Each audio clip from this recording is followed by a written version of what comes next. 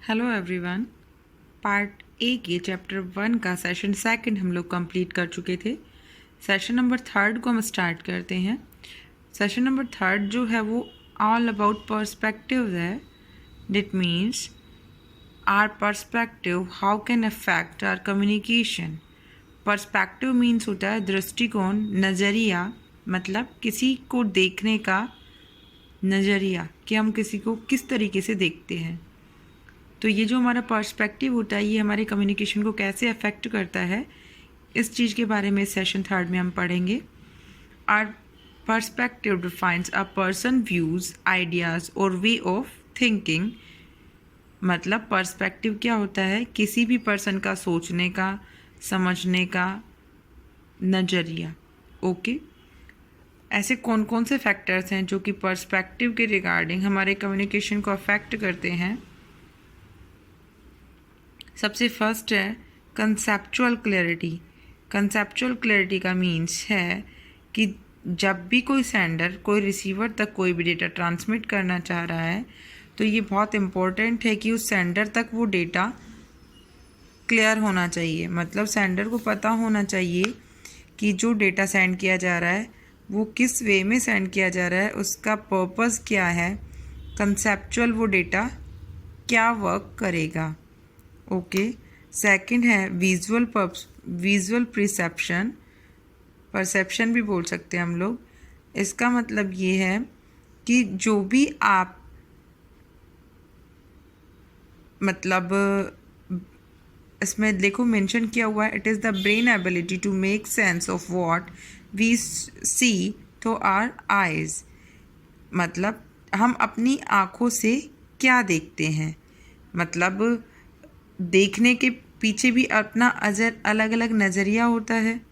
जैसे कि suppose to be कि एक जगह पर दो लोग बैठे हैं और दोनों ही लोग एक सिंपल एक ही पिक्चर को देख रहे हैं, लेकिन दोनों के पर्सपेक्टिव अलग अलग होंगे। उस पिक्चर को देखने के बाद दोनों अपने अलग अलग व्यूज़ बताएंगे, अपने अलग अलग आइडियाज़ को डिफ़ाइन करेंगे एक पर्टिकुलर पिक्चर के रिगार्डिंग।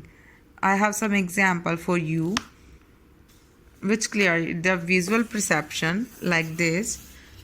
देखिए ये दो लोग हैं, एक पर्सन यहाँ खड़ा है, एक पर्सन यहाँ खड़ा है, दोनों के बीच में एक डिजिट लिखी हुई है। जब ये यहाँ से उसे देख रहा है, मतलब सिर्फ परसेप्शन, इसका पर्सपेक्टिव है कि इसको किस दृष्टिकोण से देख रहा है। जब ये इसको यहाँ से खड़ा होकर देख रहा है तो इसको ये 6 दिख रहा है। इसने जज किया और उसने बताया ये 6 है। और ये जो बंदा यहाँ खड़ा होकर देख रहा है तो इसको ये 9 दिख रहा है, जबकि फिगर और डिजिट सिर्फ एक ही है। सिर्फ दोनों का देखने का एंगल, दोनों का देखने का मतलब सिंपल सी बात है, दोनों का देखने का सेंस अलग अलग है कि फर्स्ट पर्सन उसे किस तरीके से डील कर रहा है एंड सेकंड पर्सन से किस तरीके से डील कर रहा है। एक और एग्जांपल लेकर मैं आपको ये क्लियर करती हूँ। सपोज़ कीजिए कि एक ग्लास है, सामने दो बंदे बैठे हैं और मैंने एक ग्लास आधा भरा हुआ पानी से और उनके सामने रख दिया, तो दोनों का पर्सपेक्टिव अलग अलग होगा उसको जज करने का। मैंने एक से पूछा कि आपको क्या दिख रहा है, उसने मुझे बताया कि आपने जो ग्लास रखा है वो आधा भरा हुआ है, तो उसका पर्सपेक्टिव था उसमें जो मटेरियल जितना है वो बताने का। सेकंड बंदे से पूछा तो उसने बोला कि आपने जो ग्लास रखा है वो आधा खाली है। दोनों का बोलने का मतलब एक ही निकला, बट सिर्फ उनका पर्सपेक्टिव अलग अलग है कि उसने तो उसके अंदर जितनी क्वालिटीज़ हैं वो देखी और दूसरे वाले ने उसके अंदर जो ड्रॉबैक्स हैं वो बताए। ओके, तो सेम एज इट इज़ होता है, हम लोग भी अपना पर्सपेक्टिव सेट कर लेते हैं अलग अलग लोगों के लिए। ठीक है, अब वो देखो आगे आप पढ़ोगे। सबसे उसके बाद थर्ड पॉइंट है हमारा लैंग्वेज। लैंग्वेज जो होता है वो प्रोसेस कम्युनिकेशन में एक बहुत बड़ा प्रोसेस का काम वर्क करता है। चाहे वो ओरल कम्युनिकेशन हो चाहे रिटर्न कम्युनिकेशन हो, सब में कैरियर का वर्क करता है। अपने आइडियाज़ को, अपने कम्युनिकेशन को कैरियर करने का काम करता है। ठीक है, तो जो भी पर्सपेक्टिव क्या, इसमें पर्सपेक्टिव क्या बता रहा है कि जो भी सेंडर है उसे वो एटलीस्ट इंश्योर होना चाहिए कि जिस भी लैंग्वेज में आप रिसीवर तक कोई भी डेटा या कोई भी मैसेज कन्वे करना चाहते हैं वो सामने वाले इंसान को अच्छे से समझ में आ जाएगा, मतलब वो लैंग्वेज इजीली उसे समझ आ जाएगी। उसके बाद फोर्थ पॉइंट है पास्ट एक्सपीरियंस। पास्ट एक्सपीरियंस भी हमारे कम्युनिकेशन पे बहुत स्ट्रांगली वर्क करता है।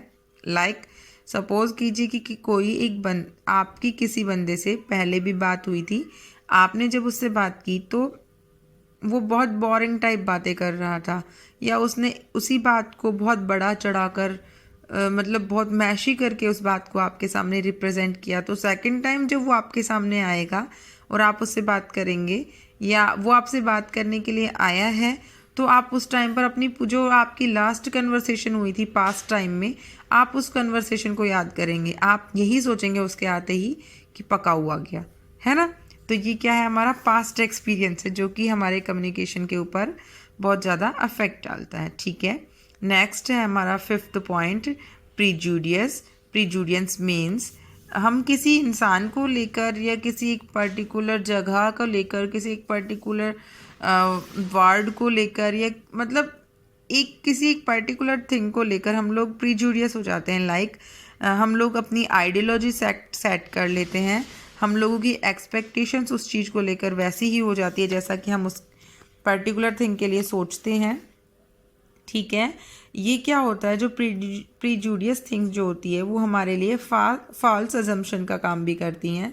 सपोज़ कीजिए कि हम लोगों ने किसी एक इंसान के लिए ये अवधारणा बना ली कि ये सामने वाला जो इंसान है ये तो है ही ख़राब, फिर चाहे वो कितना भी अच्छे से अच्छा वर्क कर ले, आप उसके लिए कुछ भी अच्छा सोच ही नहीं सकते। देखिए, the truth is that people often hear what they like to hear instead of what is actually being said and jump to a wrong conclusion. Prejudice means लोग वही सुनते हैं जो कि वो सुनना पसंद करते हैं, बजाय इसके कि एक्चुअली क्या बोला गया है। और जब वो वही सुनना पसंद करते हैं, वही सुनते हैं, इसीलिए वो रॉन्ग कंक्लूजन पर पहुंच जाते हैं। तो this term is called prejudice. That means किसी के लिए फिक्स्ड आइडियोलॉजी सेट कर लेना, जैसे बहुत से टीचर्स सेट कर लेते हैं। हम किसी के पर्सनली किसी को नहीं बोलते, बट ऐसा बहुत सी जगह पर सेट हो जाता है। जैसे कि आप एग्जाम्पल देखिए, आ student who get scolded in the class may feels hesitant in asking questions in the same class again. If any person or any student, अगर कोई भी एक स्टूडेंट है जिसने क्लास में कोई क्वेश्चन पुट किया, मे बी हो सकता है कि उसका क्वेश्चन वर्थलेस था, ठीक है, या हम ये भी बोल सकते हैं कि मे बी वो बहुत ही फेलियर बच्चा था जिसके ऊपर टीचर का कोई इंटरेस्ट नहीं था, दैट्स वाई, या किसी क्वेश्चन के मीनिंगफुल ना होने की वजह से टीचर ने उसे डांट कर बिठा दिया। तो टीचर के दिमाग में भी उसके लिए प्रीजुडियस थिंग सेट हो जाती है, आइडियोलॉजी सेट हो जाती है कि ये तो सिर्फ और सिर्फ क्लास को डिस्टर्ब करने के लिए क्वेश्चन पूछता है। और बच्चे की माइंड में भी प्रीजुडियस थिंग सेट हो जाती है कि ये टीचर तो हमेशा मुझे डांटता रहता है। सो नेक्स्ट टाइम वो क्वेश्चन पूछने से हेजिटेट करेगा, मतलब वो क्वेश्चन ही पुट नहीं करेगा। ठीक है, दिस इज कॉल्ड प्रीजुडियस, मतलब फिक्स्ड आइडियोलॉजी को सेट करना। नेक्स्ट है फीलिंग्स। जो भी हम लोग कम्युनिकेशन में वर्ड्स को यूज़ करते हैं वो इफ़ेक्टिव होने चाहिए। तो जो हमारा कम्युनिकेशन का कंप्लीट प्रोसेस है, उसमें जो भी वर्ड्स हैं, वो जो भी कम्युनिकेशन कंप्लीट हो रहा है, उसमें हमारे फीलिंग्स और इमोशंस होने चाहिए ताकि सामने वाला इंसान उसे बहुत अच्छे से समझ सके। एग्जाम्पल देखते हैं कि अगर किसी पर्सन ने ये बोला कि मुझे हेडेक हो रहा है और मैं बात नहीं करना चाहता, तो सामने वाला इंसान उसकी फीलिंग को समझेगा, उसके इमोशंस को समझेगा और उसे परेशान नहीं करेगा। ठीक है, तो ये भी क्या हो गया, हमारा पर्सपेक्टिव हो गया। उसने जब इतना कुछ बोला तो हम समझ जाते हैं कि सामने वाला इंसान बहुत ज़्यादा परेशानी में है। सेवेंथ जो पॉइंट है वो क्या है, एनवायरनमेंट। हमारा जो कंप्लीट कम्युनिकेशन कंप्लीट होता है उसमें एनवायरनमेंट बहुत इफ़ेक्टिव रोल प्ले करता है।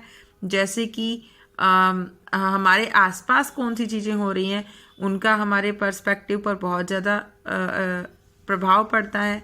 जैसे कि अगर कोई इंसान, हम किसी मीटिंग में गए, अगर सामने से कोई इंसान बोल रहा है तो अगर हमें ये पता है कि वो स्पीकर इतना ज़्यादा एक्सपीरियंस्ड पर्सन है, उसकी रेपुटेशन क्या है और उसकी अथॉरिटी क्या है, तो हम उसे ध्यान से सुनेंगे। अगर कोई ऐसे ही उठ के आ जाता है, चाहे उसे नॉलेज बहुत हो, लेकिन हम लोग उसे नहीं सुनते हैं। क्यों? क्योंकि हमारा पर्सपेक्टिव सेट होता है कि ये तो कल का आया है, इसको क्या पता होगा।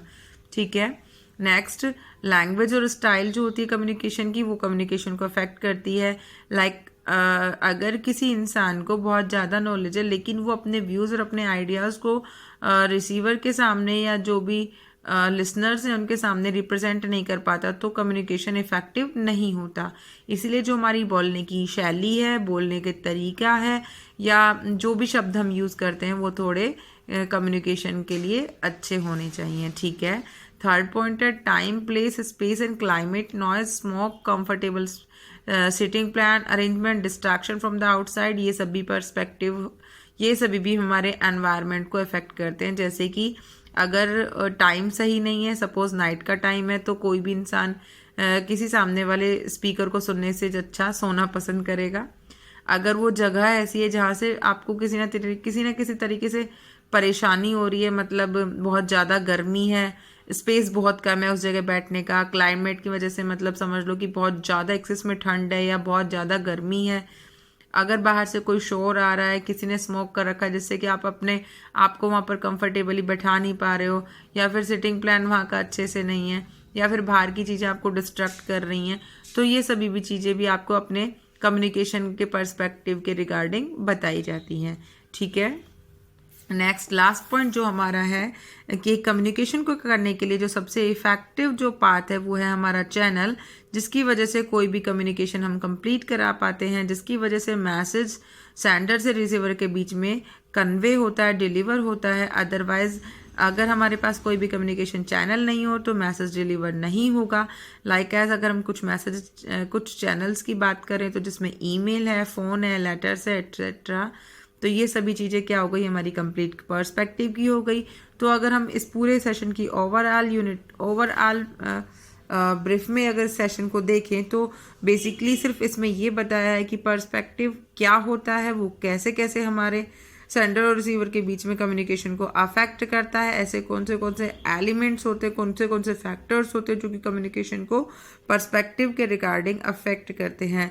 होप सो कि आपको ये वीडियो समझ में आई होगी। अगर कोई भी प्रॉब्लम है किसी भी टॉपिक को लेकर, किसी पॉइंट को लेकर, तो आप अपने डाउट्स को क्लियर कर सकते हैं। इस कंप्लीट वीडियो की फ़ोटो क्लिक करके मैं आपको इस वीडियो के साथ ही सेंड कर दूंगी, तो आप उससे ईजिली नोट डाउन कर लीजिएगा। Okay, thank you.